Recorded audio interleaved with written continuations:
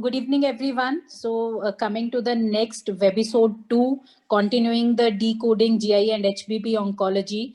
So, and in the continuum of the JEPNet series, we welcome you all to the session 2, which is focusing on surgical management of metastatic JEPNet.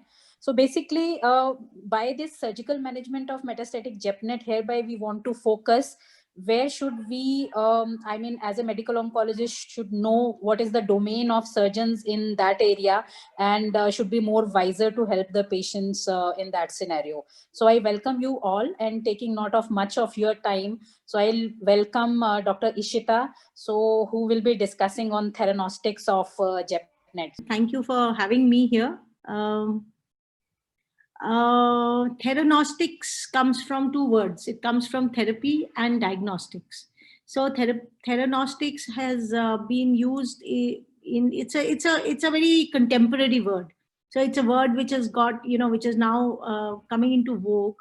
And the reason for that is that you use the same target or the same molecule both for diagnostics as well as for therapy. So this is not just for nuclear medicine, although it is being used very rampantly in nuclear medicine practice, because we use the same molecule both for the diagnostics as well as the therapy of certain tumors like neuroendocrine tumors, like actually traditionally iodine was the first theranostic agent, because iodine is used not just for the diagnosis of thyroid cancer, but also in the treatment of thyroid cancer. But as things have proceeded, now there are various other molecules which are used both for diagnosis and therapy, and hence the word theranostics. It's also used in molecular medicine, at where various targets focusing on various genes or various molecular processes are used both for diagnosis and therapy. So coming to my topic today, I've been asked to speak on the role of radionuclide imaging and therapy in neuroendocrine tumors. So I'm going to quickly run you through the role of radionuclide imaging as well as therapy in neuroendocrine tumors. And I think just to give you a beginning, as you all know, that neuroendocrine tumors are unique tumors because they can actually arise from any organ of the body, and they have some unique features because they have secretory granules which produce biogenic amines as well as secrete polypeptide hormones, and hence the word neuroendocrine. They are low incidence of neuroendocrine. They occupy less than 2% of all gastroenteric tumors, gastrointestinal tumors, out of all the gastrointestinal and bronchogenic tumors. The diagnosis of these tumors is difficult, mainly because they are low proliferation, they are often indolent, slow growing, and patient often presents with varying kind of presentations, uh, right from having very small occult tumors to presenting with extensive metastatic disease. And they are also a very heterogeneous group of tumors. Uh, the behavior pattern varies depending on the organ from which it is arising, depending on the kind of hormone which it secretes, as well as on its proliferation index. So as such, it's a very enigmatic group of tumors, and that is why it's often been related to zebras. The neuroendocrine tumors are associated with zebras because they say that when you hear the pounding, it's not always horses, it could be zebras as well. Now, if you look at the typical cross-sectional imaging, this is a CT. So these patients present because there is a lot of desmoplastic reaction around these tumors. There is often shrinkage of the mesentery, and so you will often find the classical patient of neuroendocrine tumor will have a small primary somewhere in the intestine, and this is, I'm talking about the GEP and NETs. And here they will often have a small lesion somewhere in a mural nodule, and the most characteristic finding would usually be a kind of a stellate mesenteric mass, which is a nodal mass, and with these typical desmoplastic reactions showing a shrinkage of the mesenteric fat around the lesion. There is often foci of calcification within these mesenteric masses. And if when you do a contrast enhanced study, there is usually a very intense delayed arterial phase enhancement of these tumors. When these patients have metastases to the liver, these tumors often will have cystic metastasis. So if you have arterial phase enhancing lesions in the liver with central cystic necrosis, you must always think of neuroendocrine tumors being a possibility. And often when you do a endoscopy, you will find these are usually submucosal lesions, and that's why unless you take a deep bite of the specimen, you will not get the tissue, because these are not mucosal lesions. So you have to basically cross the mucosa and go into the submucosal space. And often finding a primary neuroendocrine tumor is like looking for a needle in a haystack. And that is where probably these functional imaging, or what we now everybody calls it a DOTA-NOC scan or a DOTA scan. DOTA scan, I mean, just going off the track, when we often get requisitions for a DOTA scan. Now that is a misnomer. DOTA is a chelating agent. What you're looking for is an octreotide scan. So because the receptor which we are targeting are the somatostatin receptors, and what you're trying to do is a PET scan which actually uses a radio molecule which is targeting the somatostatin receptors or the octreotide receptors.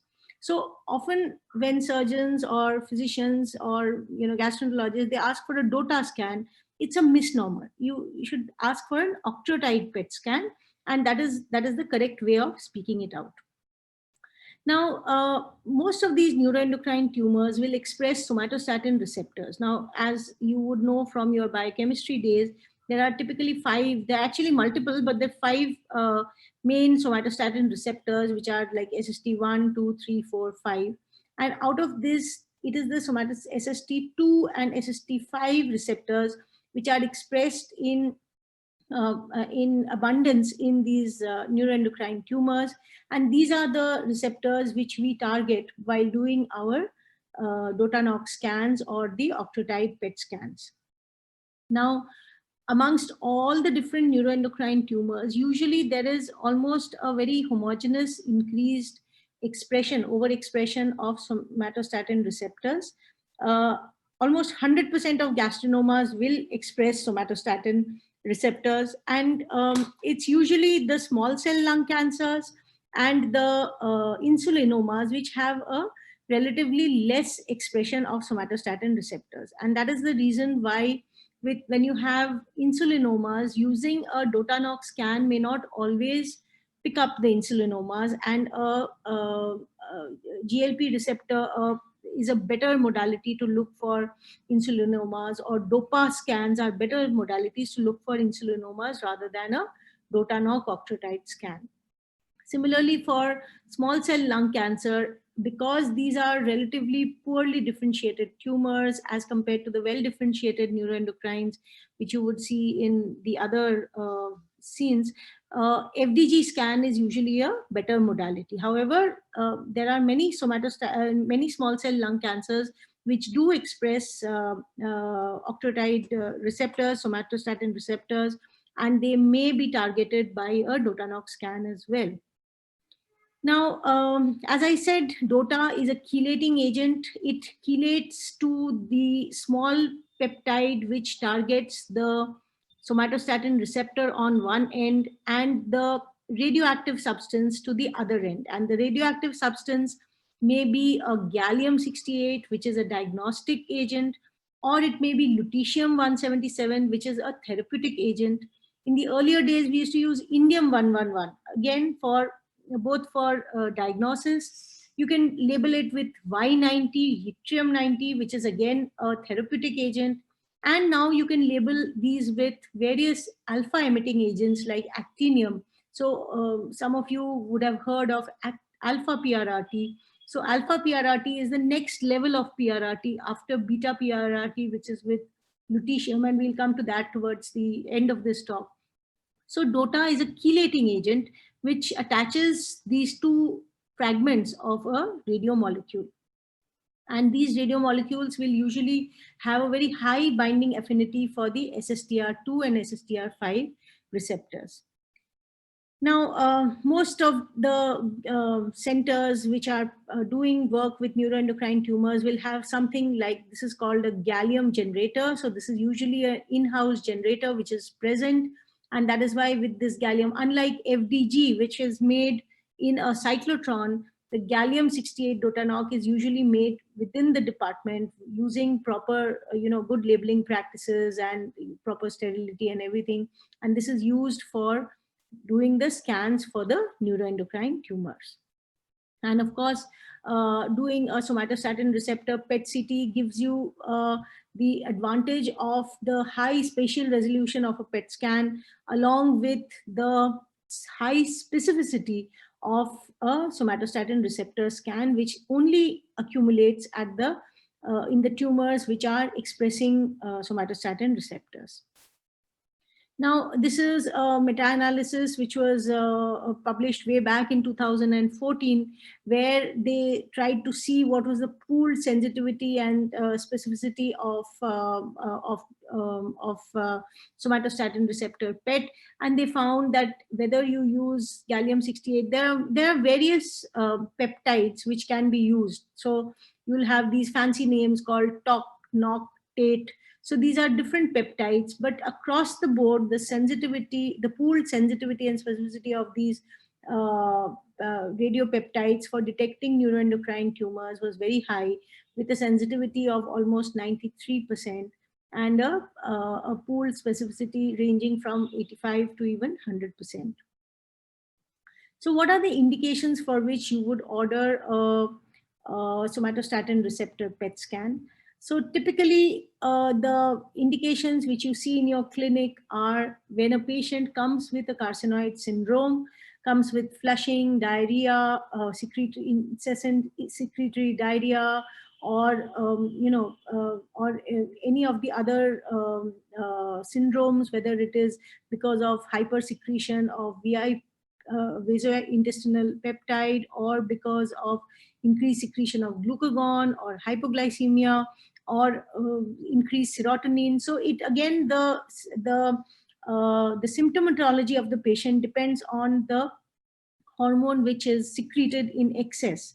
However, almost 80% of neuroendocrine tumors are non-functional. So these are the tumors which come, which grow, which are if indolent, they often present with extensive metastatic disease, and the patient is largely asymptomatic till he comes with either pain in the abdomen or multiple lesions in the liver which are detected incidentally while while an ultrasound or a CT is done for the diagnosis of some other issue, or the patient comes with a dragging sensation in the liver because of the large tumor burden, or comes with features of intestinal obstruction, because these tumors in the small intestine are often, they cause intussusception and they cause symptoms of intestinal obstruction.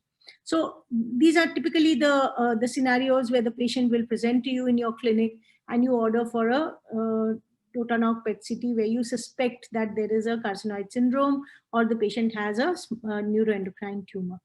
Also, in situations where you've got a tissue diagnosis that the patient has got a metastatic neuroendocrine tumor and you're trying to look for the primary so that you can decide how and what modality to use to treat this patient, again, a DOTANOC scan may help you. The extent of disease scan, then decision regarding appropriateness of PRRT or of chemotherapy, depending on what we are looking at, and of course in response evaluation. So these are typically the indications for which DOTANOC scan is ordered. So just to show you some of these indications, I've got just 4 or 5 very short cases. So this was a 68-year-old gentleman who landed up in a doctor's clinic in North Delhi with incessant secretory diarrhea, which was to the range of about 6 liters per day. Was extensively worked up with upper GI, lower GI, capsule endoscopy, US. Nothing was found. He was on PPIs, and hence chromogranin could not be done as it was unreliable in the setting. And when we did a Dotanoc PET scan, you find that there is a small lesion. So this was a VIPoma, which was in the second part of the duodenum. And this was subsequently resected, and the patient was absolutely fine. So again, you can see this so beautifully, such a tiny lesion, but you can see because of the overexpression of the somatostatin receptors, you can see it shining so beautifully. And this lesion, if you take away the functional aspect, if you just look at the triple phase CT or the arterial phase CT, unless you're actually looking for a tumor out here, you would miss it. So again, this is the beauty of having functional imaging, where a lesion, when you go back and look at it, you will often find it, but upfront these are lesions which will often be missed.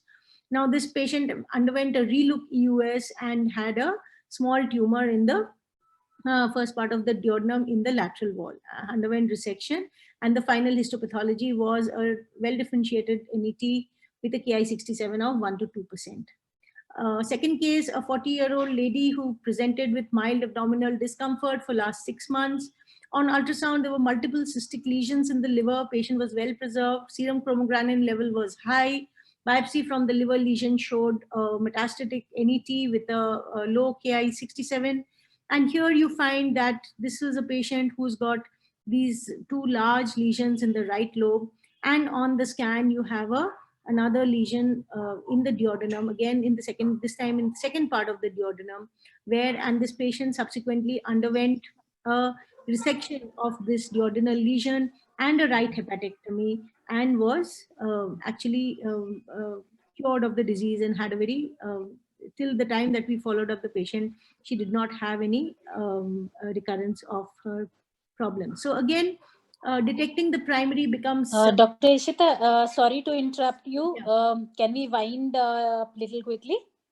Yeah, sure. Yeah. So, all right. Okay. yeah, right. So this is a third case. Again, a patient with 2 malignancies, had a HCC and raised chromogranin, and interestingly, an FNAC from one of the lymph nodes showed a neuroendocrine tumor. And here we found that the patient had multiple lesions in the pancreas, which were showing increased somatostatin receptor positivity, and this were multiple. So you can see that often pancreatic patients will have multiple lesions in the pancreas in the same patient. So the diagnosis, of course, at the end of it was 2 malignancies. Patient subsequently was treated for both of them. This is the last scenario where you have a patient who presents with extensive liver metastasis. This patient was actually being worked up for a liver transplant, and there we found that the primary was in the periampullary region, but we also found a skeletal metastasis. And again, this patient then was subsequently did not undergo a liver transplant because of the extrahepatic disease. A patient where you are trying to look for a recurrence, there also a somatostatin receptor PET can be helpful. Now, when you look at the uptake of somatostatin receptors or the Dotanoc uptake, there is a Krenning score. So every uptake is not considered to be significant. Typically the uptake which is at least more than that of liver, less than or equal to liver, is not considered to be significant. So it has to be at least the uptake in a particular lesion should be at least equal to that of liver, and the higher the uptake, the more chances of it of being a well differentiated neuroendocrine tumor. And based on this, now there is something called an SSTR RADS. And while we will not go into the details of this, it is important for you also, when you look at a somatostatin receptor PET scan, to assess what is the uptake level of the DOTANOC, so that actually guides you as to your accuracy of detecting a well differentiated neuroendocrine tumor. And in many endocrine tumors, there is a flip-flop phenomenon. So the more poorer the differentiation, the lesser the uptake of somatostatin receptors, more the uptake of FDG. So in a poorly differentiated neuroendocrine tumor where your Ki67 is more than 30%, often an FDG scan or a regular PET scan is more useful than doing a DOTANOC scan. And this is the flip-flop phenomenon. And as we go from G1 to G3 tumors, the G3 tumors are typically FDG positive, whereas the G1 and G2 tumors are positive on the octreoscan. And here you can actually image this inverse flip-flop phenomenon where you have a patient who's got the FDG positive and DOTANOC negative neuroendocrine tumor. So this is again a poorly differentiated neuroendocrine tumor. Now, within a particular patient, you can also have a heterogeneity. So there may be some parts of the tumor which are well differentiated, while some which are poorly differentiated. And often a combination of FDG PET and a DOTANOC scan may be useful for actually detecting the worst differentiated, because your treatment will depend on that. So a patient who's got a significant component of a poorly differentiated tumor is not going to respond to PRRT, or is more likely to fail PRRT than a patient who's got predominantly well differentiated. And so based on this, you have something called a net PET score. So with the net PET score, you actually see whether this patient is appropriate for a PRRT, which is the therapeutic part of the neuroendocrine tumor theranostics.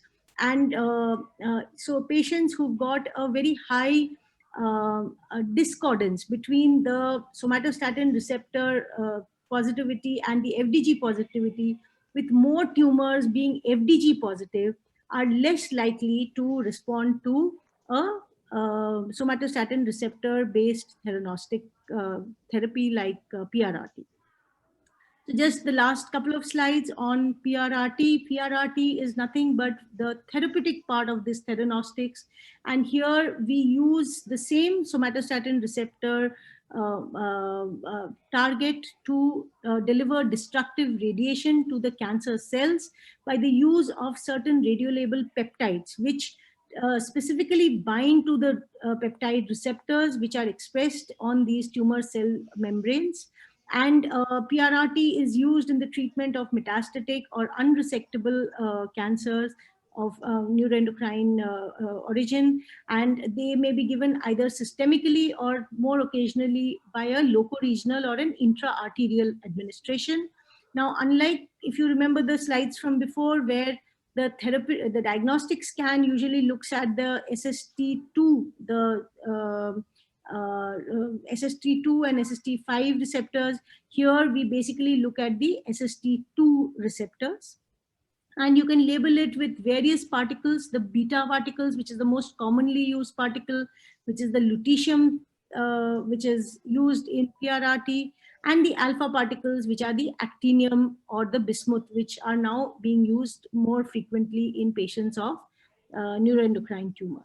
So the indications, of course, it is used in well differentiated and moderately differentiated neuroendocrine tumors, and it's used in patients with a positive expression of somatostatin receptors, as well as those which are metastatic or inoperable, and usually in patients who've got a large volume disease and who have progressive disease. So the intent to treat has to be very clear, and usually patients who are treated should have a progressive disease or should have a large volume disease.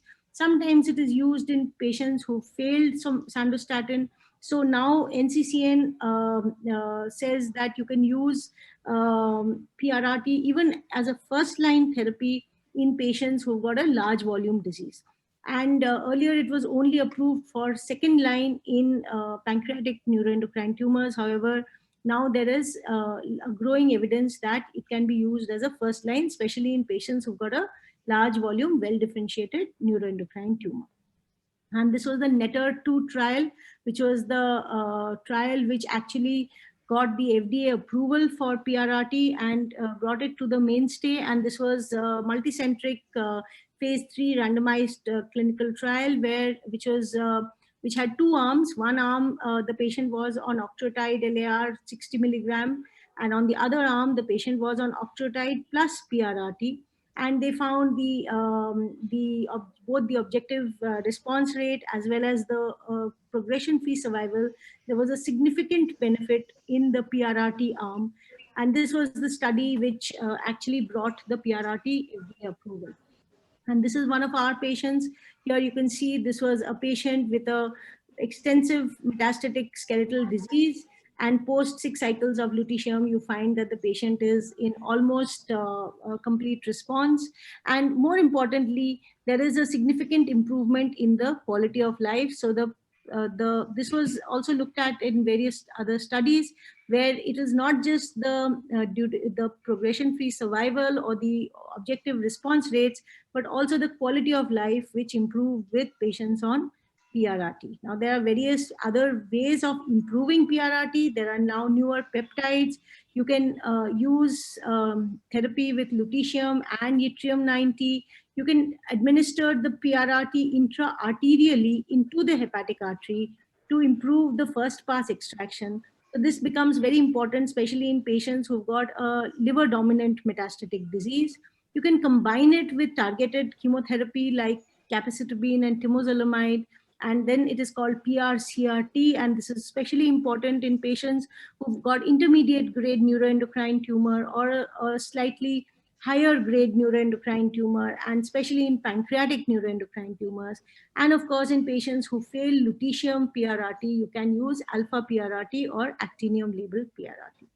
So this just to summarize everything. So we've gone beyond lesion counting, and now we are at lesion characterization.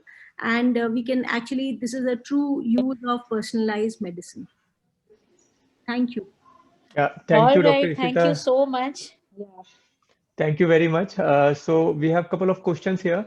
Dr. Jaspriya has asked, what's the maximum number of cycles for PRRT, lutetium PRRT, which we can go for if the patient is responding or remains stable? And she has also asked how significant marrow suppression is seen post PRRT. So I think Jaspriya is as competent as I am to answer this question. It's probably for the benefit of students. Yeah, for the benefit of the students. There is no such criteria that you can give only so many cycles of PRRT. So earlier, we used to typically give 4 cycles of PRRT at intervals of about 3 months. There are some centers which give 6 cycles of PRRT at intervals of 2 months. There are also some centers, but now, as we have learned from the last 20 years of PRRT, the trend is going towards giving less. So there is earlier we used to say that there was a 1% risk of myelodysplastic syndrome with PRRT, but now we know that the risk is probably more, somewhere around in the range of about 10 to 12% risk of myelodysplasia with PRRT, especially in patients who also received alkylating chemotherapy. So the trend is to try and reduce the number of cycles while trying to improve the quality of the PRRT. So this can be done either by administering the tracer intra-arterially, where the first pass extraction of the PRRT makes the PRRT more efficient, or in using newer peptides where the affinity of these peptides for the receptors is higher. So in our center, we have now where we are combining PRRT with targeted chemotherapy. We give only 2 doses of PRRT and we give it intra-arterially. And then the attempt in most of these patients is just to stabilize the disease. It is not, we cannot cure this disease. So there is no point in, giving cycle after cycle after cycle of PRRT in an attempt to achieve radiological CR. The attempt is to stabilize the disease, give a good quality of life, and hold on to the number of cycles so that you can use them when the patient relapses. So that is Yeah. the different regimes. So there's no one fixed rule that you have to give this many, but there are pros and cons of each of these. So we can have a discussion on that at some other point. Yeah. Thank you, ma'am. So I'll quickly ask Manish to take over, and I'll also quickly introduce the panel. So Dr. Puneet, Dr. Manish is our dear colleague, and he is a very nice laparoscopic surgeon. Dr. Puneet Dhar is professor and head of GI surgery at AIIMS Rishikesh. We have Dr. Vivek Mangla, who is associate director of GI surgical oncology at Max Vaishali and Max Patparganj. Then we have Dr. Lavkesh Anand, who is a gastroenterologist at Manipal Hospitals. We have Dr. Amrendra Amar, a medical oncologist from Patna. And then we have Dr. Pankaj Baveja, who is a histopathologist with Apollo Hospitals. All neuroendocrine tumors are potentially malignant. So initially, like there is also thinking that neuroendocrine tumors are indolent tumors. Yes, they are indolent tumors, but they are also potentially malignant, whether they are grade 1 or grade 2 or grade 3. And once they are malignant, the prognosis changes. So they are even characterized as neuroendocrine neoplasms. So liver is the predominant site of metastasis other than the localized lymph nodes. And up to 75% of the patients with small bowel neuroendocrine tumors, and up to 85%, 30 to 85% of pancreatic neuroendocrine tumors can present with liver metastasis either at initial evaluation or during the course of their disease. And two large population-based studies have shown that up to 12.9% of patients already had liver metastasis at initial diagnosis, regardless of tumor location. And 10% of neuroendocrine tumors have liver metastasis with unknown primary at presentation. This is another problem. So how do we actually classify these liver metastases? This classification is taken from European Neuroendocrine Tumor Society, and they have classified liver metastasis in three groups, three types. Type 1 is single metastasis. Type 2 is isolated metastatic in one lobe of the liver with smaller deposits in other lobe. And type 3 is the disseminated metastasis. So in this webisode, we will have panel discussion only about type 1 and type 2, where actually surgeons have a role. And type 3 disseminated metastasis will be having a separate webisode that will be third webisode on neuroendocrine tumor. So this is so let me start with our first case.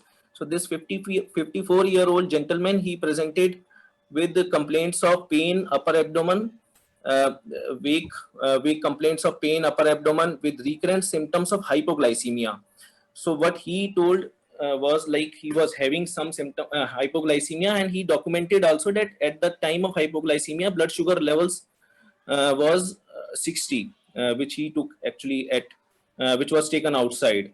And he was not a diabetic patient, so he was not taking any oral hypoglycemic agents or insulin. And CT was also done outside, which was suggestive of large lesion in right lobe of liver. Some features were suspected of neuroendocrine tumor. So Dr. Lavkesh, who is gastroenterologist with us on the panel, I would like to ask you, like these patients usually come to gastroenterologists first. How would you like to investigate these patients? So as we can see, the patient is now, he has come to you with hypoglycemia. So first he follows whether he fulfills the criteria of the Whipple's triad. So which is the patient's having hypoglycemia with the neuroglycopenic symptoms, and the symptoms are corrected with the administration of glucose. So this is the characteristic triad. So, but only, and for detection of insulinema, we need to evaluate the level of insulin at the time of this thing. So if the insulin level is more than 6 MCIU per liter, then we say that it is insulinoma. But it is also seen that the absolute level of insulin is not always raised.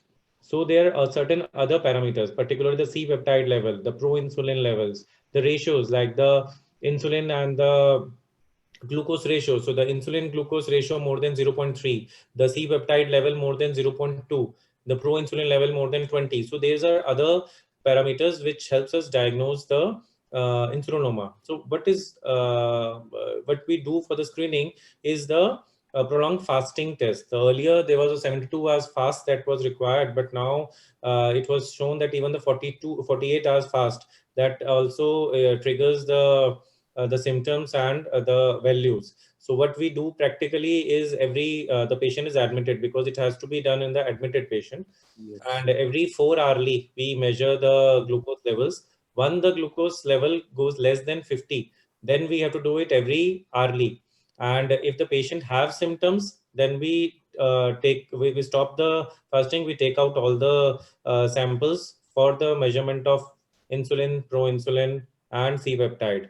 And so it may happen in the overnight fast also. And depending on these criteria, we can diagnose that whether it is insulinoma or not.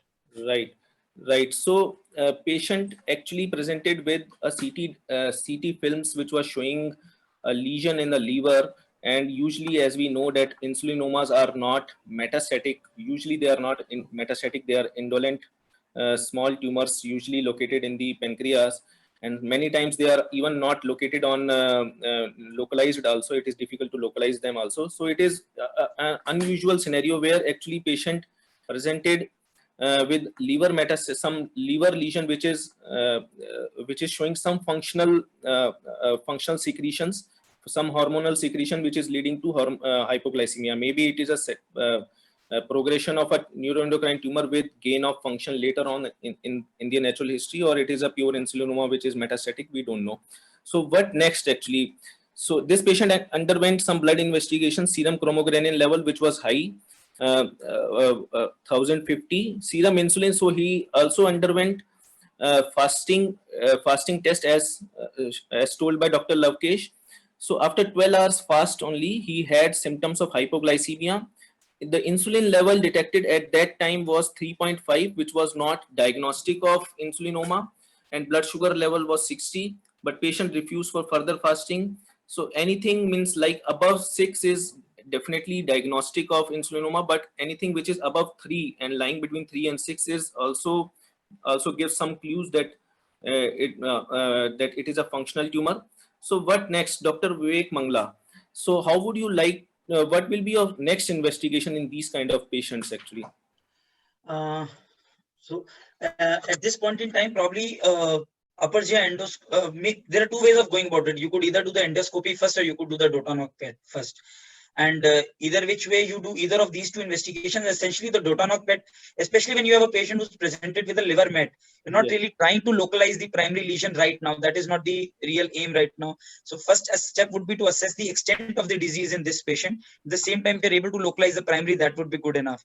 And so at this point in time, probably as far as I am concerned, a Dotanoc PET would be probably be the next investigation once we have had this kind of a patient, and then we would follow up with the rest of the investigations. Okay, yes, it may sounds good actually. So so Dr. Ishita, you have already presented a very beautiful presentation on Dotanoc PET. So I want to ask you one thing, like do you recommend dual tracer PET in all patients, or Dotanoc PET will be your first choice of investigation if we are planning for octreotide scanning PET? Dotanoc scan is basically, in this particular situation, is you're trying to, it's an extent of disease. You already know that you have a metastatic lesion in the liver. So you're basically trying to look for the primary somewhere in the pancreas, or you're trying to see what is the extent of disease, which will change your management. So that's the purpose of the Dotanoc scan here. The need for a Dotanoc and an FDG together happens where either you have a biopsy which shows that the tumor grade is higher, or you're trying to, typically in patients where even on any one imaging, on a Dotanoc scan, you see some heterogeneity. So you see some lesions which are not showing Dotanoc avidity. Also, prior to any kind of therapeutic modality, especially in patients who've got, see, in a patient who's got a Ki67 of 1 or 2%, doing an FDG scan is probably not needed. But in patients who are intermediate grade neuroendocrine tumors, pancreatic neuroendocrine tumors, neuroendocrine tumors from the lung, so foregut tumors. So these are the tumors where there is a higher chance of it being aggressive. FDG PET basically detects the more aggressive component of the neuroendocrine tumor. Yes. So So wherever that- you are suspecting that there is going to be an aggressive component, that is where you require an FDG PET. Right. So basically, what you mean to say is that dual tracer PET-CT Dotanoc combining with FDG is not required in all the cases. Whenever our Every suspicion patient. is high, then only we should order this. Otherwise, Dotanoc PET scan, particularly in functional tumors, but because they are more likely to be lower grade tumors. Lower grade tumors. So we can safely go with Dotanoc scan. Manish, Dr. Puneet want to say something. Yes.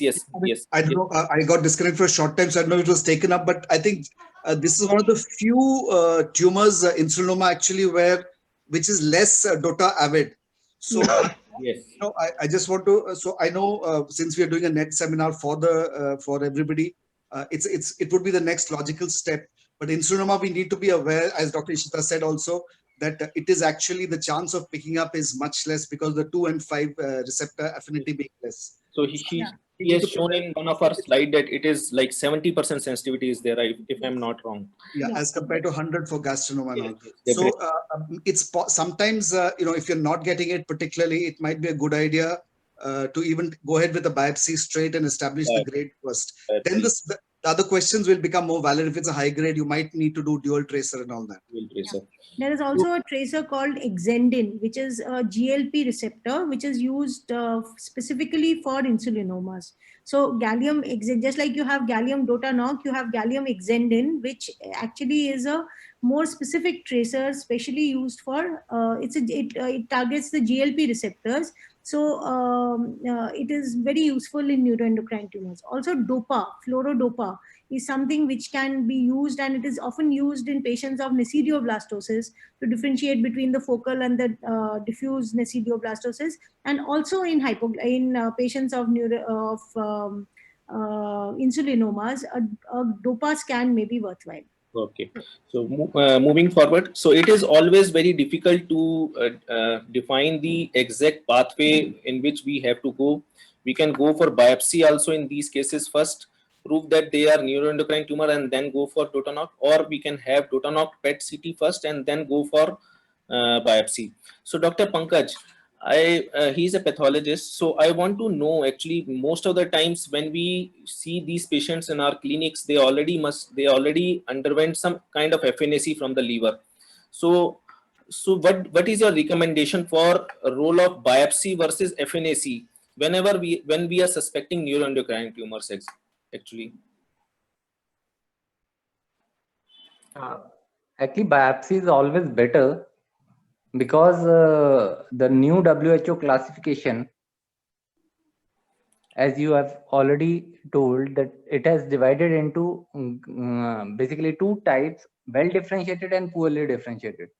And accordingly, mitotic activity we have to count, and Ki-67 proliferative index should be used. Everything is not possible on the FNAC. Yes. So biopsy is always Biopsy is recommended. So biopsy is regarding biopsy. Biopsy is essential in metastatic neuroendocrine tumor. Unlike non-metastatic, if we have like single lesion in like in last episode we discussed non-metastatic single lesion in pancreatic head looking like neuroendocrine tumor on imaging, we can straight away go for surgery. But in metastatic neuroendocrine tumor, it is essential because we have to determine the grade of the neuroendocrine tumor. Second thing is biopsy is always preferred over FNAC for grading purpose.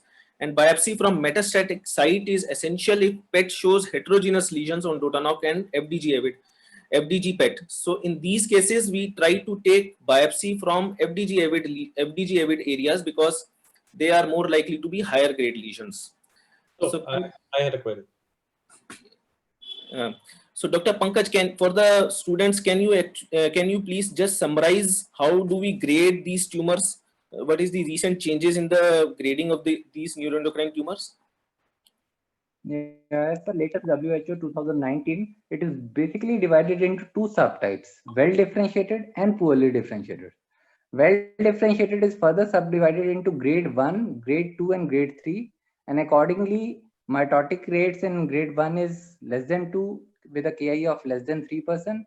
Grade 2, it is between 2 to 20 mitotic index, and Ki-67 is 3 to 20. and grade 3 NET, which are well differentiated grade 3 NET, poorly differentiated small cell type or large cell type. All these three subtypes will show same mitotic activity, which is more than 20 per 10 HiPA field, and Ki67 index of more than 20%. Okay. And the basic differentiation is again shown in the lower table. It is well differentiated and poorly differentiated, depending upon the morphology. Morphology. Well differentiated, as the name suggests, a good looking tumor with not so much necrosis, insular or trabecular pattern with a medium sized cell nuclei and round nucleus without nucleoli. But poorly differentiated, as the name suggests, a bad looking tumor with abundant necrosis most of the time and high NC ratio cells with prominent nucleoli. Yes. So one more thing I would like to know is like, can we actually do we need to do IHC in all the cases, or can we morphologically only we can make the diagnosis of neuroendocrine tumors? IHC is always a must because morphological differentials are always there, like lymphomas. Morphologically, the neuroendocrine tumors look like a round blue cell tumor, and round blue cell tumor always has a differential of lymphoma, Yes. melanoma, rhabdosarcomas. Many differentials are there depending upon the site. So IHC is a must, and IHC also I would like to highlight one important point. A panel should be done of at least 4 markers consisting of synaptophysin, chromogranin, NSE, and CD56 should also be included, because most of the time if pathologist performs one IHC, only synapto or chromo, especially in high grade tumors, the loss of IHC of synapto and chromo has been seen. So in that cases, CD56 and NSE patchy positivity and in the background of clinical scenario, it may help. So always a panel should be done of at least 4 markers, and it should be labeled as a neuroendocrine tumor if at least 2 markers are positive. Okay, thank you very much. So this patient Dotanoff PET was done, which showed one large lesion in segment 8 and one smaller lesion, if you can see, in segment 6, with a small primary in the duodenum at the junction of D2 and D3. Upper GI endoscopy was done, which was normal because maybe the evaluation was not very perfect. So Dr. Lavkesh, is there any role of endoscopic ultrasound in these patients to detect primary if endoscopic upper GI endoscopy is normal? Yeah, definitely. So endoscopic ultrasound is now the best diagnostic modality for detecting the neuroendocrine tumors. Of course, in case of evaluation of the unknown primary, in case of metastatic this neuroendocrine tumors, we have to go for this upper endoscopy, colonoscopy in all the cases. And if in case of pancreatic, if we are suspecting, and then endoscopic ultrasound can identify the unknown lesions. And this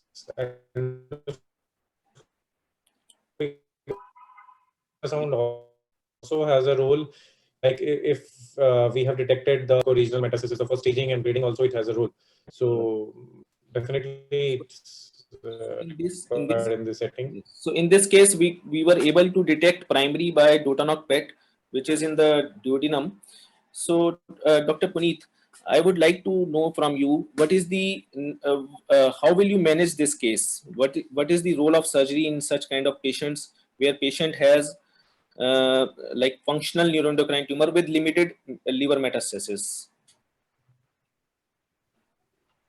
So I think first things first, like we said earlier, that only 72% of the DOTA might pick it up. So first role is actually it could be diagnostic as well. So the accuracy of picking up on intraoperative ultrasound is even higher than EUS and DOTA.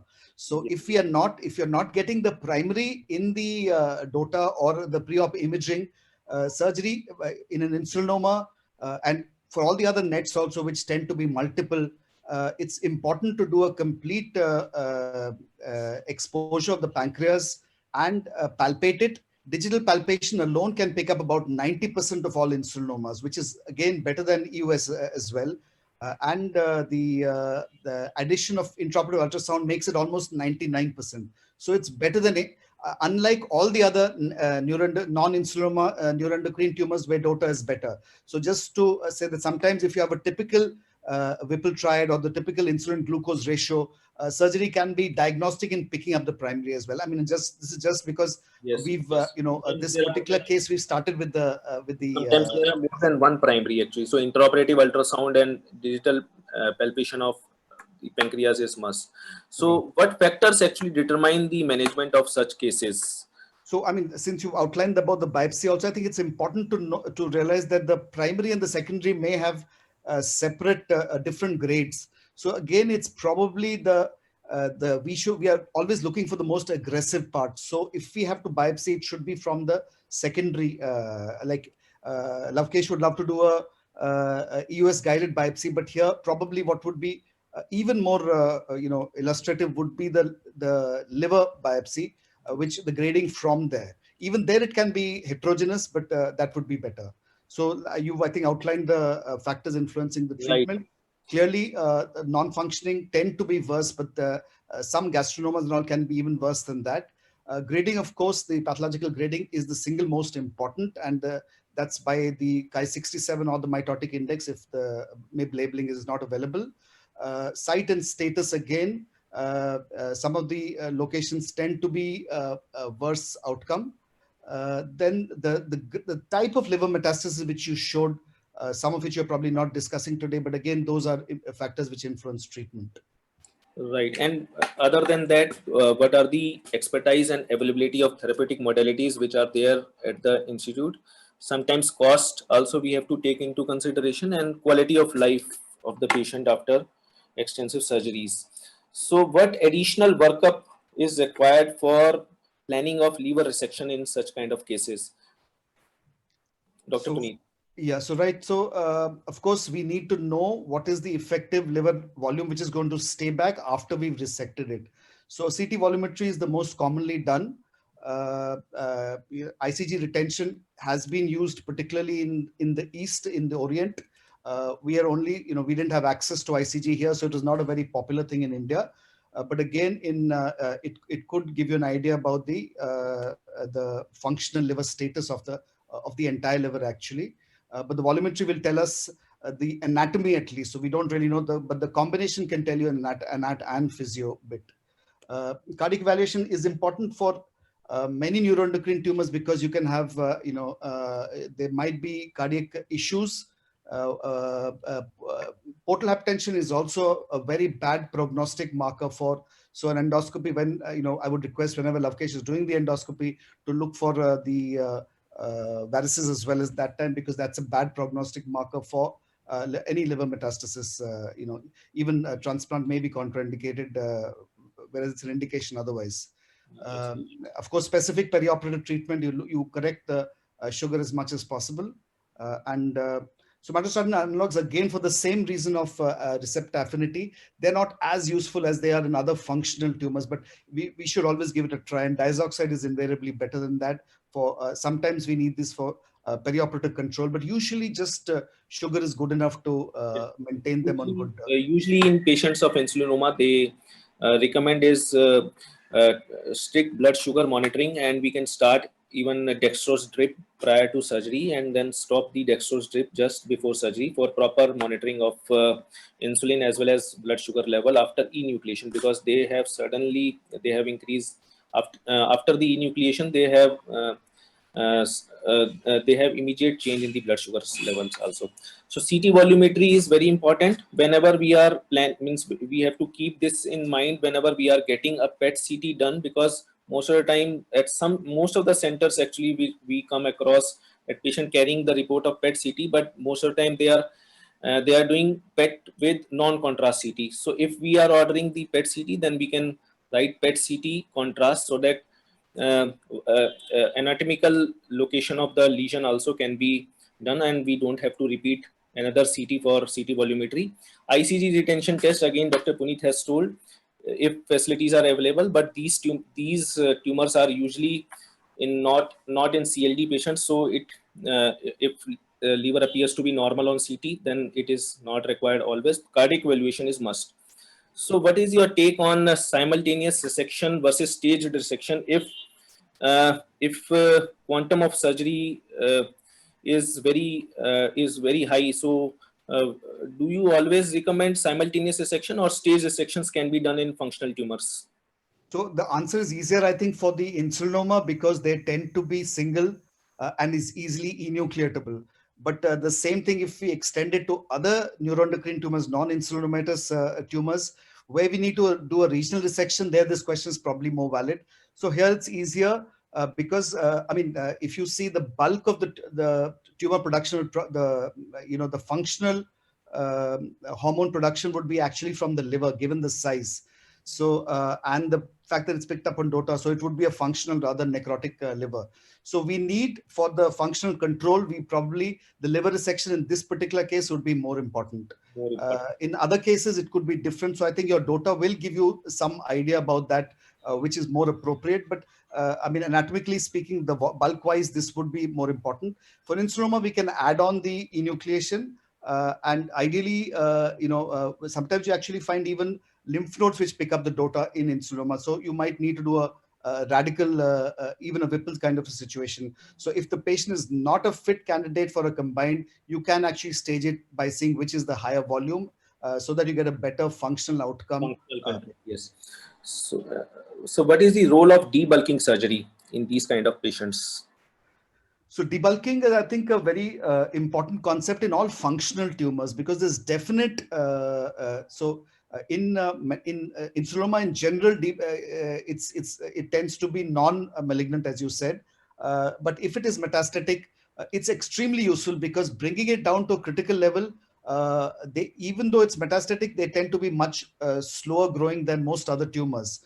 So you're going to get a long term of palliation before the tumor regrows. But for the other functional tumors, it's I think a combination of the grade as well.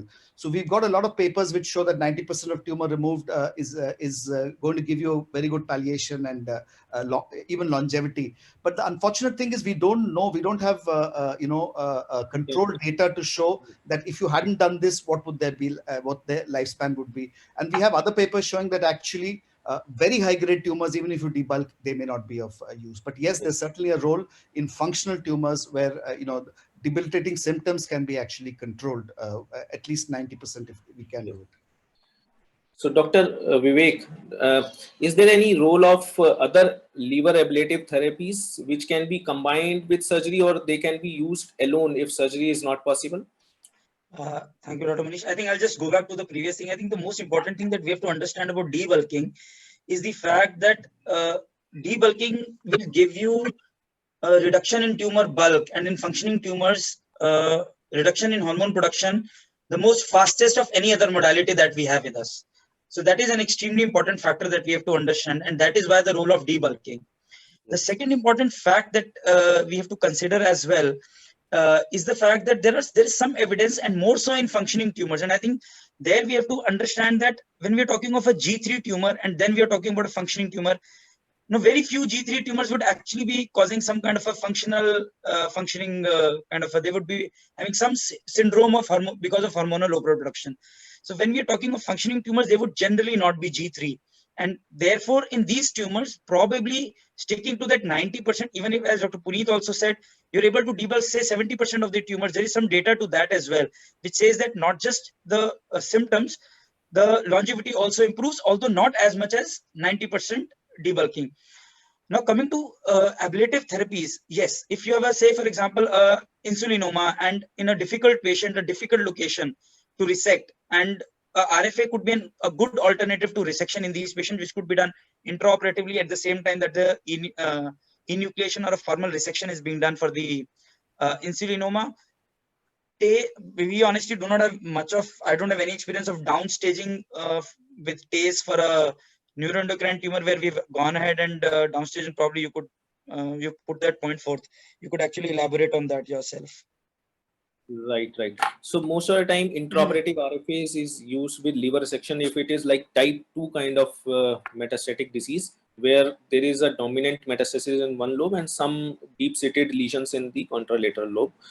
And transarterial embolizations also, if for the liver, if it is patient is inoperable, or it is means if the volume of the liver is not the remnant volume is not enough, so then these modalities can be used. The papers are there. We have literature for these papers. So this patient underwent excision of duodenal tumor, which was located by manual palpation, D2 and D3 junction, lymphadenectomy, segment 8 excision, liver metastatectomy from segment 6, and histopathology was grade 2 neuroendocrine tumor with key index of 4%.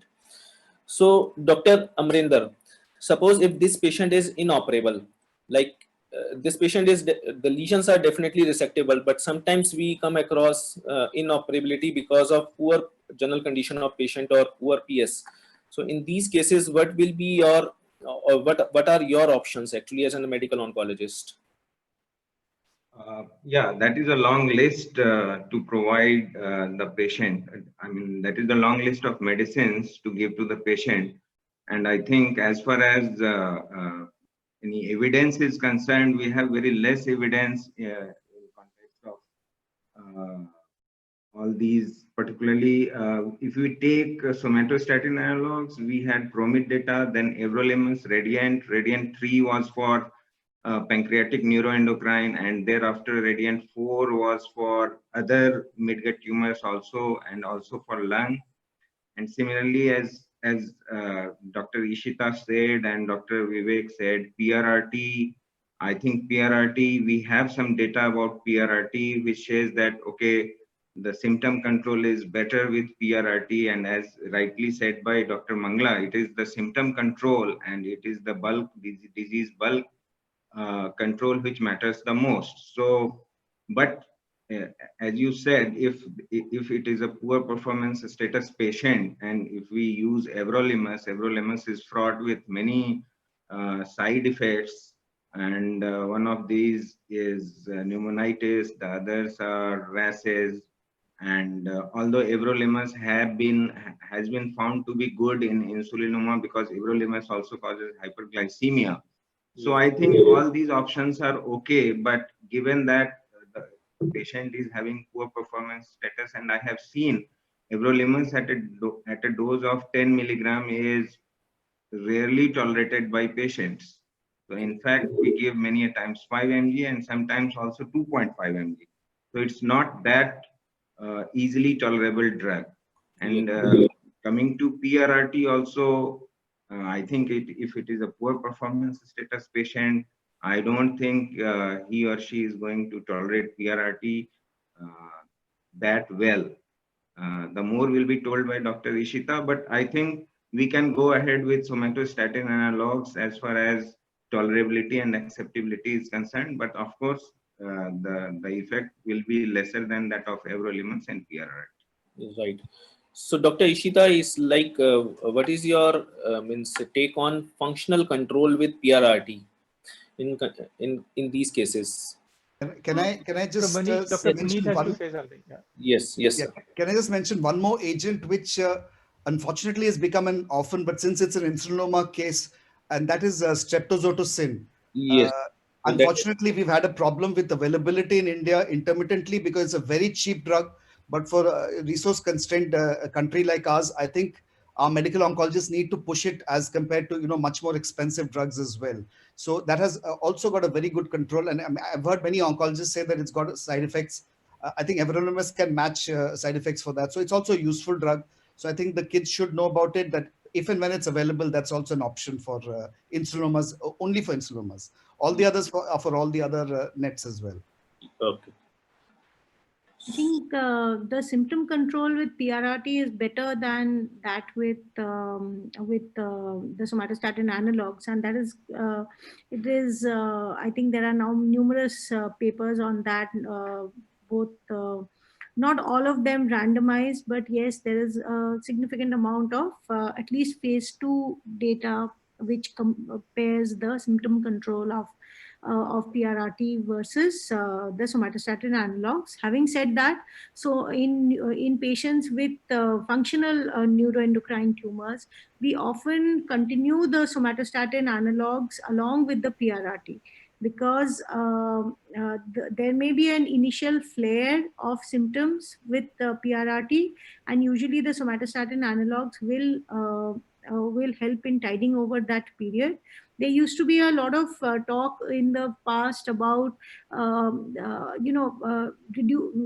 if you continue somatostatin analogs, or if you continue octreotide LAR along with PRRT, the efficacy of PRRT goes down. So now that has been proven wrong, and they say in fact that there is a sync phenomenon by which the non-specific receptors, they get blocked by use of somatostatin analogs. So the targeting becomes better, and your response rates with PRRT become better if you are using it in combination with somatostatin analogs. So often in patients with functional neuroendocrines, we will continue with the somatostatin analogs while giving PRRT. Right. So this patient is having Dotanoc avidity. So maybe it is more responsive to PRRT or somatostatin analogs.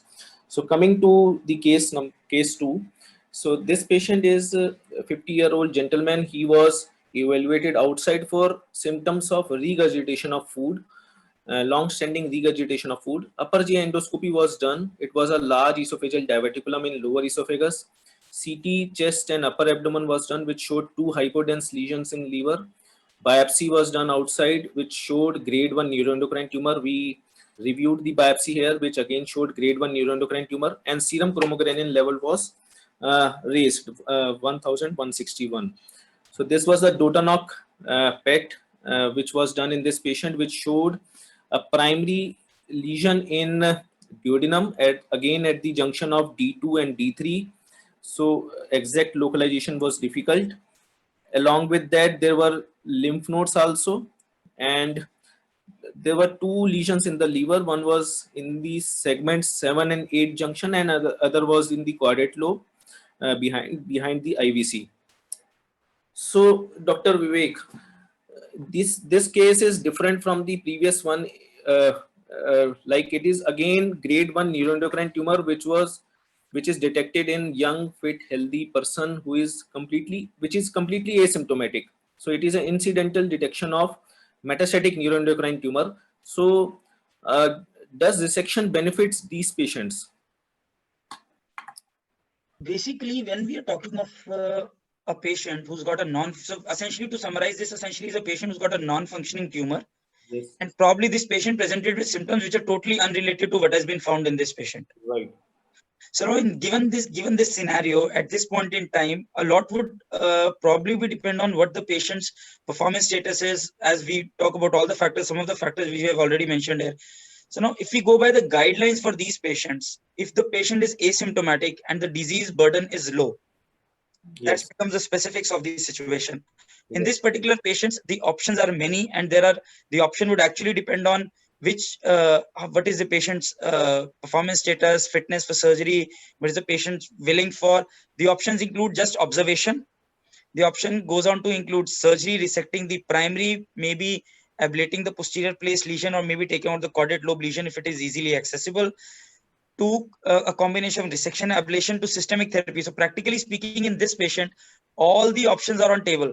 And as far as survival benefit is concerned, we have some data which suggests that there could be survival benefit of resection in these patients, but then lots of these studies have a lot of bias in favor of in the terms of the fact that these are very, very carefully selected patients who've undergone resection. Sometimes there would be patients who would have just an incidentally detected metastatic lesion intraoperative, which would have been resected.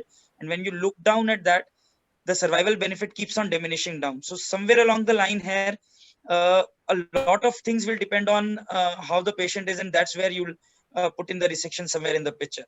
So rightly said that neuroendocrine tumors are traditionally considered as indolent tumors, and they are actually indolent till they throw liver mets.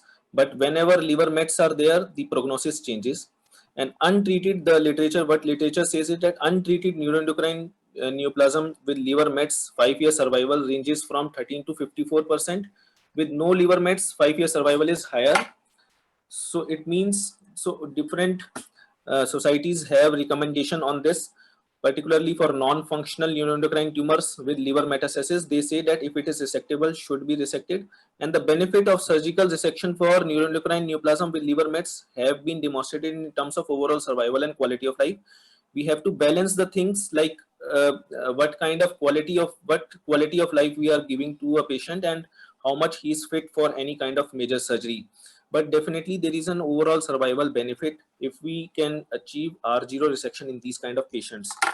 So coming to, so this patient underwent surgery, Whipple's pancreaticoduodenectomy with the liver metastectomy with transhiatal esophageal diverticulectomy because he was symptomatic for that. So Dr.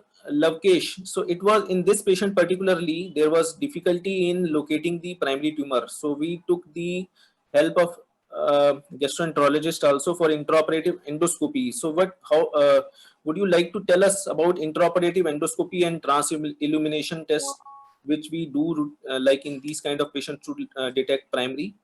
Yeah, in certain cases, where although it is rare that the lesion was found out in this rota PET and it was not seen on the endoscopy because the duodenal lesions are usually found. But yeah, if it is not seen, then combining the laparoscopy and endoscopy, this helps the surgeons because we can localize the lesion. So the transillumination, as you have rightly said, that it is done during the endoscopy and they localize so that they can reduce the extent of the surgical resection, because if it is not completely localized, the burden of the tumor resection would be quite high. So with this technique, we can help the surgeon so that they can reduce it and the resection can be minimized. Right. So this is one of the modality which we also use, but it was not detected on intraoperative endoscopy also. So intraoperative ultrasound was used as mentioned by Dr. Puneet earlier, and the lesion was detected, a small lesion was detected in head of the pancreas. So that's why patient underwent Whipple's. So Dr. Vivek, now coming to you again. So what is the role of debulking in these non-functional tumors? Already discussed, when you come down to debulking in non-functioning tumors, we essentially have to see what we are looking at. If the symptomatic primary, if there is a primary which is causing symptoms and which can help take off the control of the local symptoms.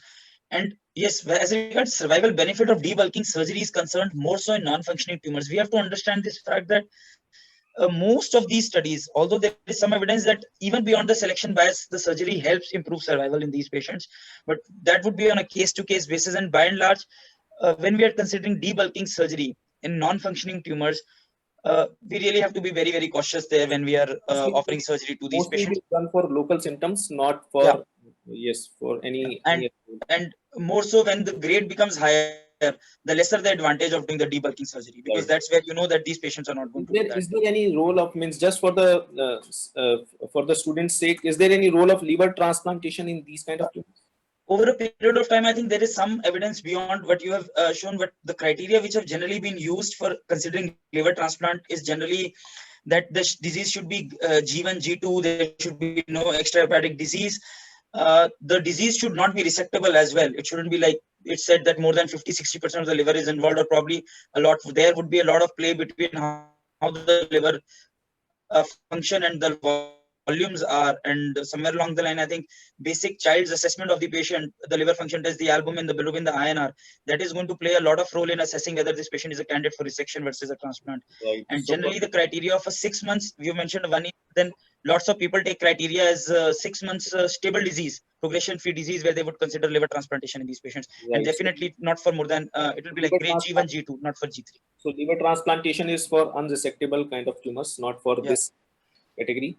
So what is the role of so Dr. Amrinder, again, like if suppose surgery is not an option, so still you will consider same order of agents like long acting somatostatin analogs, or will you send these patients upfront for PRRT? I think as far as trials and evidence is concerned, functionality or non-functionality was not a component of PROMIT trial, which examined the role of octreotide. So functionality is of no importance when you are using these drugs. As as we see, the treatment of neuroendocrine cancers, neuroendocrine tumors have generally evolved as per the lines of small cell lung cancer. So if you think of this particular case, this is of esophageal in origin, so we don't really have these much trials. Everolimus, as I said earlier, everolimus after RADIANT-4 was found to be better in thoracic endocrine tumors, lung neuroendocrine bronchial This was carcinoma. pancreatic neuroendocrine tumor, basically. It was So I think PRRT, although we don't have as much, not very strong data as of now in upfront settings, still PRRT would be a good idea. However, if we take an analogy from pancreatic neuroendocrine tumors, CAPTEM will also be a good idea. Particularly, CAPTEM has shown a good response rates in pancreatic cancers. If you for compare grade it one with, also. For grade one, do you recommend CAPTEM? Because it is, sometime in the disease course, you would definitely require all these treatments, but Right. So maybe if there later on there is a means like progression in the terms of change in grading, actually, like more aggressive tumors, we can use these chemotherapeutic agents. So again, like Dr. Manish, Dr. Shita wants to add. yes. So I would not give PRRT in this patient in this setting because he's a young patient, largely asymptomatic. The volume of tumor is not is not very large, and I would definitely follow. And with a grade 1 tumor, I would definitely follow up this patient, and only if there is any evidence of significant progression, either clinical only. progression or radiological progression, would I think of any PRRT.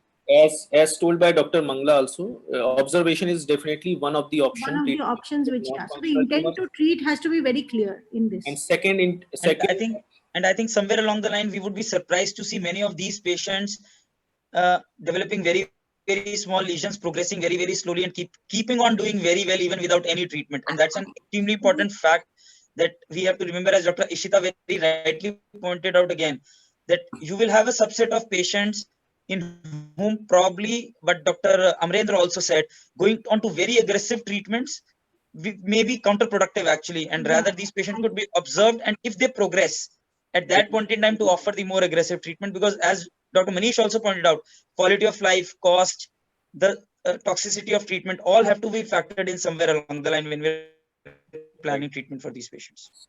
So for so to summarize, for debulking, basically for functional tumor it has got role, for non-functional tumor less role, for grade 3 tumors there is no role actually. So coming to case 3, grade 3 metastatic resectable neuroendocrine tumors. So Dr. Amrendra, so these tumors are actually aggressive tumors which are already grade 3 tumors, already metastatic. So what do you recommend? What kind of chemotherapy? You are mentioning about CAPTEM. So what will be your approach in these kind of tumors? What kind of chemotherapy will you give in these patients? yeah, of course, grade 3 tumors are not that, avid tumors for PRRT. And as far as chemotherapy is concerned, we have good molecules in the form of CAP plus TEM, capecitabine plus temozolomide, whose response rate is well above 30%. If you compare it with everolimus, which is roughly around 9%, and sunitinib, which is roughly around 5% or 6%. Having said that, somatostatin receptor, somatostatin analogs would also be a good option, particularly if tolerability and at least tolerability is concerned. So CAPTEM is a good idea, and somatostatin receptor analogs would be another good idea. Right. So, so like CAPTEM, is there any what kind of chemotherapeutic agents you use? Like CAPTEM always, or other chemotherapeutic agents depends upon. Yeah, that may depend upon. Actually, if we look at Ki-67, so if it is a grade 3 well differentiated tumor, and if we use CAPTEM, and if you use chemotherapy, it has been seen that these tumors may not respond very well to treatment. However, their longevity survival is more. And if the Ki-67 is more than 55%, then they may respond very well to chemotherapy. However, their survival would be less. So what chemotherapy will you use if Ki index is more than 55? Neuroendocrine carcinoma and more than 55%. Sometimes we use platinum-based chemotherapy also, Right. platinum plus etoposide. So that is also one of the options if it is Ki-67 is more than 55. Next thing actually is like Ki index. If more than 55%, we can use platinum-based chemotherapies. If it is less than 55%, CAPTEM is a good option. Both the drugs are oral agents, so it easy to use also. So Dr. Puneet, these G3 tumors, do you like to offer them surgery at any time of the treatment, like maybe after neoadjuvant chemotherapy or downsizing, or maybe if the lesions responds very well to chemotherapy? So yeah, I think those would be the so it's surgery would be actually not the best option in G3 by and large, because they tend to be almost as aggressive as the garden variety of adenocarcinomas. Yes. But the kind of patients you outlined, that if there is a response, if we can biologically select them, select out those ones, those which, you know, in the some of the lower, not more than 55, but lower ones, where you can use PRRT as well, and there is some response there. Only in the biologically well selected ones would surgery be useful. Otherwise, the recurrence rates would be very high indeed in these. Yes. So neuroendocrine carcinomas, usually we do not recommend surgery, but yes, one category, well differentiated G3 tumors, if they respond very well, then there is a the option is still open of surgery after. And another situation, if I may add, is when you have a patient who's got a symptomatic primary. So this patient starts having bleeding from the primary. You have Yes. a patient who starts having obstructive symptoms from the primary, even irrespective of the grade, irrespective of the disease burden. If there is significant symptoms from the primary and the patient's surgical risk is not prohibitive, this is also a group of patients wherein even with a G3 tumor, you could achieve local symptom control faster with the surgery than any other form of therapy as well. Rightly said. So I'd like to summarize this. If it is G1, G2 tumors and type 1 type of our liver metastasis, then resection is resection if it is possible. That is the best treatment. If surgery is contraindicated, other ablative methods. For type 2 kind of liver metastasis, when there is one dominant lesion with the smaller lesions in other lobe, either we can do one-step surgery, major liver resection plus RFA of the other lesions, or two-step surgery as told by Dr. Puneet earlier. And if surgery is again contraindicated, then we can go for other medical agents like told by Dr. Amrendra. And if it is type 3 tumors like diffuse multifocal tumors, in these patients only liver transplantation in selected patients is an option, but not for any other category. And for G3 metastasis, mostly it is non-surgical management by chemotherapy. Thank you very much. Yeah, thank you, Dr. Manish, for a very nice and elaborate panel discussion on all types of NAT. So, Dr. Sanjeev, are you there? Dr. Sanjeev? Okay, so Dr. Manish, you can ask the questions in the chat box from the panelists, and then we can, I think Dr. Nikhil can conclude. So there are a few questions. Let me see first.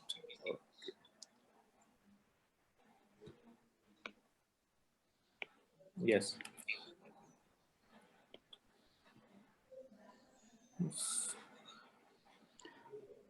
So Dr. Shefali has initially asked, can grade of the neuroendocrine tumor can be predictive on the basis of SUV value of already been answered that higher grade lesions are more FDG avid and lower grade tumors are more Dotanoc avid. And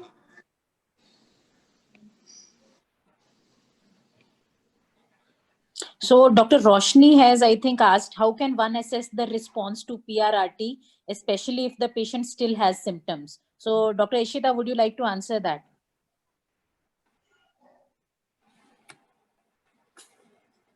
Like in all cancer treatment, you look at all three aspects. You look at clinical response, you look at biochemical response, and you look at imaging response. So with the clinical response, of course, the clinical symptomatology, where the patient is, what is the quality of life, gaining weight, etc., pain, reduction in pain, all these things. Then in chromogranin levels and 5-hydroxyindole acetic acid levels. These are maybe markers, although they are not very foolproof. There are a lot of they are fraught with a lot of errors because of various things. So it has to be done properly off PPIs for 15 days and everything. And then, of course, the radiological techniques. So if you have measurable lesions, then using the RECIST criteria is a good method. The reduction in Dotanoc uptake, while it is taken as a surrogate kind of response method, it has to be taken with a pinch of salt, because there are so many times that there is a de-differentiation of these tumors, and these tumors actually become poorly differentiated, and you find that the Dotanoc uptake has reduced, but the tumor actually is growing. So it has to be taken in consideration with everything else. And so these are the methods of assessing response to PRRT. Probably that would be the indication for the dual tracer again, because Yeah. if now we are getting FDG avidity, it would be a very poor candidate for subsequent PRRT. But funnily enough, I have seen in my experience, although I mean, irrespective of whatever textbooks say, some of these patients who actually end up with de-differentiated tumor, they don't even express FDG. So you end up with a tumor which doesn't, which doesn't take up anything, and you are. It's quite a. Some of these neuroendocrine tumor, treating them is very frustrating. So it's a very, we still don't know enough about these tumors to actually predict. So I think it has to be taken in with a holistic kind of a. No, the point I was trying to make was that PRRT should be reserved for those where the FDG is is concordant with the PET DOTA. Ideally, PRRT should be done in patients where FDG is negative. Yeah, or if at all it's there, because we find we do it. Yeah, we do DOTA it is better. routinely, both dual tracer routinely to see whether there's going to be, and quite a few of them do tend to be. So that chart is not always valid. Yeah, so it has to be. So you have the PETNet score, so it should always be in favor of the Absolutely. the Dotanoc. So That's the the point. Yeah, that's the point I was trying to make. It should be higher than the FDG uptake. So if you have discordant, Right. if FDG showing discordant lesions outside the ones which are avid PRRT, somatostatin analogs, all of them will fail. And it can be given in such situations. That was one point which I wanted to make. Even in patients who've got a higher grade tumors, sometimes there is a lot of heterogeneity of tumors, and in such situations you can give PRRT along with the targeted chemotherapy. So the targeted chemotherapy, Right. we've actually given it with, I mean, there are studies where they've used it with Captem, used it with everolimus, Yeah. with sunitinib. So there are a lot of, depending on where is your organ of origin. So there is now a lot of data coming up on PRCRT, which is peptide receptor chemotherapy. So you do a combination of therapy. So it's like doing a concurrent CCRT, so it's, you look at the Yeah. radiation from PRRT and you give the chemo from the targeted. So especially works in So patients where there is heterogeneity of tumors. yeah, in that case, I mean, we generally use capecitabine along with PRRT, because combination of captem is little, I mean, toxic in the point of view of toxicity terms. So Yeah, generally use capecitabine along with that. It depends on the patient, how far pre-treatment, what is the Correct. patient's performance status. We use it in captem in pancreatic, and usually capecitabine only in the gastroenteric neuroendocrine. Yeah. For So Dr. temozolomide- Lavkesh, you can take the last question.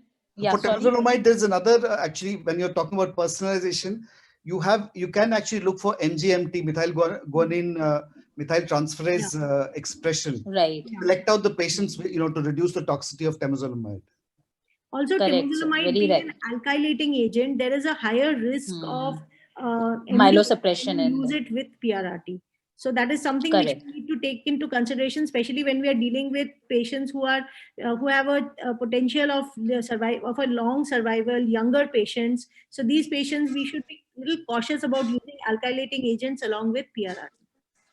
Very true. And Dr. Lavkesh, you can take up the last question. So what first investigation will you do after CT when you suspect a neuroendocrine tumor? It depends. In CT, we have identified the focus or not.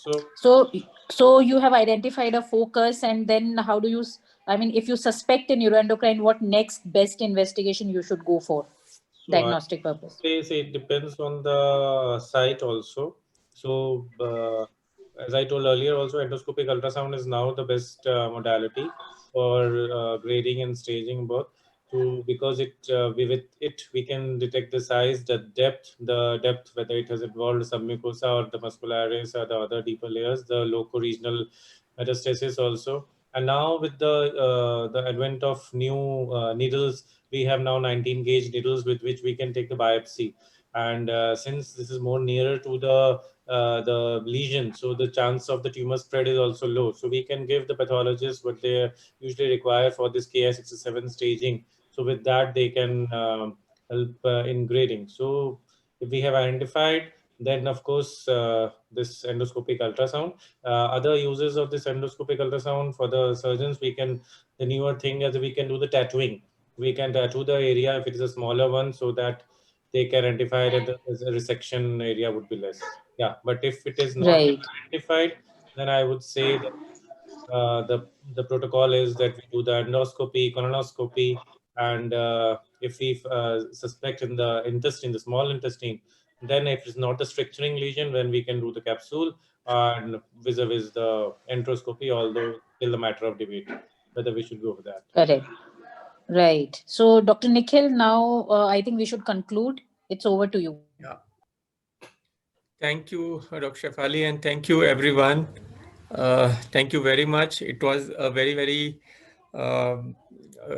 comprehensive discussion, and I think it would be very helpful in clearing the doubts of students. And next, we are talking about metastatic neuroendocrine tumor, mostly the medical oncological and the theranostic aspects of that. So with that, I would like to conclude. Thank you all. Thank you very much. Thank you. Thank you. Thank you. Yeah, thank you so much, all of you, for joining. Thank you.